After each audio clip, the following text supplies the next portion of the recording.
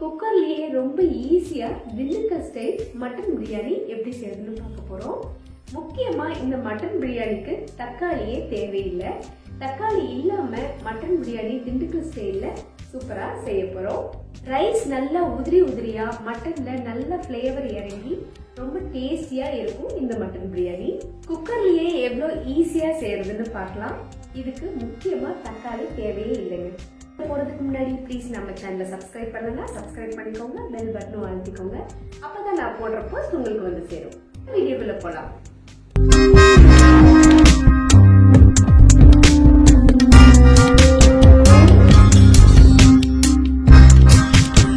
பிரியாணி செய்யறதுக்கு நான் இன்னைக்கு 1/2 kg மட்டன் எடுத்திருக்கேன். குக்கர்ல 1 டம்ளர் தண்ணி சேர்த்து தேவையான கல்லுப்பு சேர்த்துட்டு மூடி வச்சு 4 விசில் விட்டு எடுத்துக்கலாம். மட்டன் கூட நீங்க வேற எதுவுமே சேர்க்க தேவையில்லை. பிரியாணி செய்யறதுக்கு நான் இன்னைக்கு பாசுமதி ரைஸ் எடுத்திருக்கேன். 200 கிராம் உலக்குல 3 உலக்கு பாசுமதி ரைஸ் எடுத்து நல்லா கழுவிட்டு 20 நிமிஷம் ஊற வச்சிருக்கேன். இப்போ குக்கர்ல 4 விசில் விட்டு மட்டன் நல்லா வேக வச்சு எடுத்துக்கிட்டோம். இப்படி மட்டன் வேக வச்ச தண்ணியை தனியா எடுத்து வச்சுக்கோங்க. நம்ம அரிசிக்கு தண்ணி அளந்து ஊற்றும் போது இதையும் சேர்த்து ஊற்றணும். இப்போ மிக்சி ஜார்ல அரைக்க வேண்டிய பொருள் எல்லாமே அரைச்சிக்கலாம். 2 மீடியம் சைஸ் பெரிய வெங்காயம் எடுத்துட்டு 1-2 கட் பண்ணி மிக்சி ஜார்ல சேர்த்துக்கோங்க. கூடவே 1 பச்சை மிளகாவும் சேர்த்துக்கோங்க. இது கூடவே 1 டேபிள் ஸ்பூன் இஞ்சி பூண்டு பேஸ்ட் சேர்த்துக்கலாம். இது எல்லாத்தையுமே மூடி போட்டு நல்லா நைஸா அரைச்சி எடுத்துக்கோங்க. இப்போ நம்மளுக்கு மசாலா தயாராகிடுச்சு. திண்டுக்கல் ஸ்டைல் பிரியாணி செய்யறதுக்கு ஒரு அடிகனமான குக்கர் எடுத்துக்கோங்க. 2 ஸ்பூன் தேங்காய் எண்ணெய் விட்டுக்கிறேன். 2 ஸ்பூன் நல்ல பசும் நெய்யை நான் விட்டுக்கிறேன். இது கூட பட்டை, கல்பாசி, பிரிஞ்சி இலை, 1 நட்சத்திர பூ மட்டும் சேர்த்துக்கிறேன். மீதி எல்லாமே நான் பிரியாணி மசாலால அரைச்சிருக்கேன். பிரியாணி பவுடர் எப்படி அரைக்கிறது அப்படிங்கிற ரெசிபி உங்களுக்கு போட்டிருக்கேன், செக் பண்ணி பாருங்க நம்ம சேனல்ல. இப்போ இது கூட மிக்சியில அரைச்ச விழுதை சேர்த்துக்கலாம். இந்த வெங்காயம் விழுது எண்ணெயில நல்லா வதங்கி வரணும். மீடியம் சிம்ல வச்சுட்டு நல்லா வதக்கி கொடுங்க 1 நிமிஷம். இதோட பச்சை வாசனை எல்லாமே போகணும். அப்பதான் பிரியாணி நல்லா டேஸ்டா இருக்கும். இப்போ நான் பிரியாணி மசாலா அரைச்சேன்னு சொன்ன பார்த்தீங்களா, அந்த பவுடர் தான் இது. இது வீட்லேயே அரைச்சது. இதோட ரெசிபி நம்ம சேனல்ல இருக்கு, கண்டிப்பா செக் பண்ணி பாருங்க. ரொம்ப ஈஸி. இதுல 1 ஸ்பூன் பிரியாணி மசாலா நான் சேர்த்துக்கிறேன். இதை லைட்டா கலந்து விட்ட உடனே மட்டன் வேக வச்ச தண்ணியை கொஞ்சமா சேர்த்துக்கோங்க. எல்லாத்தையும் ஊத்திர வேண்டாம். இந்த மசாலா எல்லாமே நல்லா பைண்ட் ஆகி வரணும், அதுக்காக கொஞ்சமா ஊத்திருக்கேன். அப்ப பிரியாணிக்கு எவ்வளவு தண்ணி ஊத்தணும் அப்படிங்கிற சந்தேகம் உங்களுக்கு வரும். 1 உலக்கு பாசுமதி ரைஸ் எடுத்தீங்கன்னா 2 உலக்கு தண்ணி ஊத்தணும். இப்ப மட்டன் வேக வச்ச தண்ணி, அது இல்லாம நம்ம அரிசி ஊற வச்ச தண்ணி எல்லாமே சேர்த்துட்டு 6 உலக்கு நம்ம தண்ணி ஊத்த போறோம். 3க்கு 6 உலக்கு ஊத்த போறோம். இதே ஜீரக சம்பா அரிசியா இருந்துச்சு அப்படின்னா 1க்கு 1.5 ஊத்திக்கோங்க. 1 உலக்கு அரிசிக்கு 1.5 உலக்கு தண்ணி சேர்த்துக்கோங்க. தண்ணி எல்லாத்தையுமே ஒரே பவுல்ல அளந்து வச்சுக்கோங்க.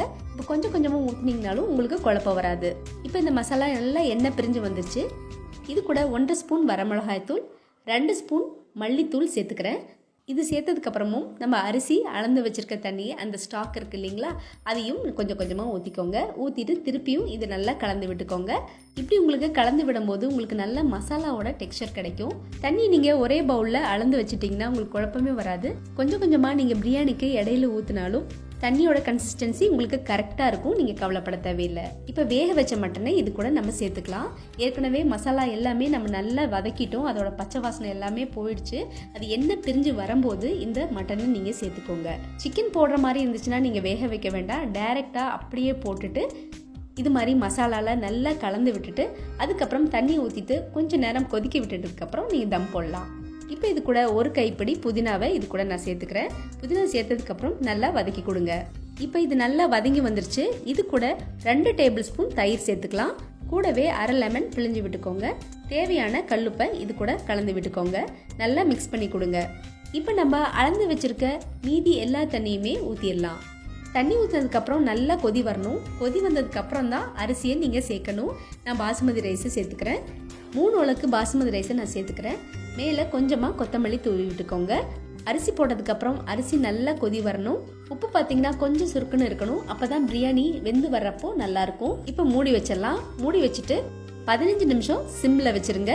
விசில் வர தேவையில்லை. 15 நிமிஷத்துக்கு அப்புறம் குக்கர் ஆஃப் பண்ணிடுங்க. 10 நிமிஷத்துக்கு அப்புறம் நல்ல தம் எல்லாம் அடங்கினதுக்கு அப்புறம் நீங்க வெளியில எடுக்கலாம். இப்ப தம் நல்லா ரிலீஸ் ஆயிடுச்சு பாருங்க. நல்லா உதிரி உதிரியா ஒன்றோட ஒன்று ஒட்டாமல் அடியில் குக்கர்லேயும் பிடிக்காம நல்ல ஃப்ளேவரோட உதிரியாக பிரியாணி ரெடி ஆயிடுச்சு. பாருங்கள், அடியில் கொஞ்சம் கூட ஒட்டல. திண்டுக்கல் ஸ்டைல் மட்டன் பிரியாணி வீட்லேயே ரெடி ஆயிடுச்சு. ஈஸியாக சிம்பிளாக நம்ம குக்கர்லேயே செஞ்சிட்டோம். இதே ஸ்டைலில் நீங்கள் சிக்கன் வச்சு கூட செய்யலாம். வெஜிடேரியன் பிரியராக இருந்தீங்கன்னா மஷ்ரூம் வச்சு கூட நீங்கள் ட்ரை பண்ணி பார்க்கலாம். ரொம்பவே சூப்பராக இருக்கும், ரொம்பவே டேஸ்டியாக இருக்கும். கண்டிப்பாக வீட்டில் ட்ரை பண்ணி பார்த்துட்டு எனக்கு கமெண்ட் சொல்லுங்கள். நம்ம சேனலுக்கு மறக்காமல் சப்ஸ்கிரைப் பண்ணிடுங்க. உங்கள் ஃப்ரெண்ட்ஸ் அண்ட் ஃபேமிலிக்கும் ஷேர் பண்ணுங்கள், லைக் பண்ணுங்கள், கமெண்ட் பண்ணுங்கள். தேங்க்ஸ் ஃபார் வாட்சிங். பாய்.